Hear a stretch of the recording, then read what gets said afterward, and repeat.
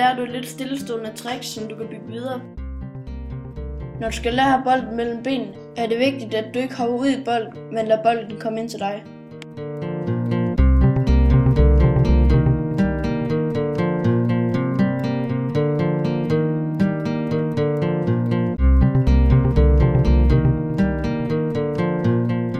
Den letteste måde at lave det her trick på, er at gribe den lidt under dine knæ.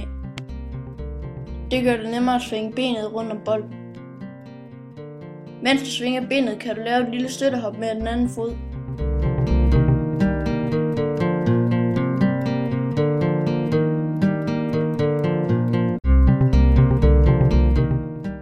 Den nemmeste måde at lære det at trick på, er at kigge, hvordan det bliver udført.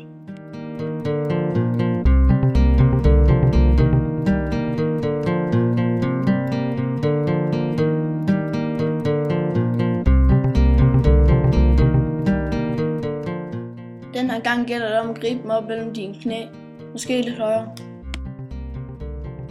Og kig så på, hvordan det bliver udført.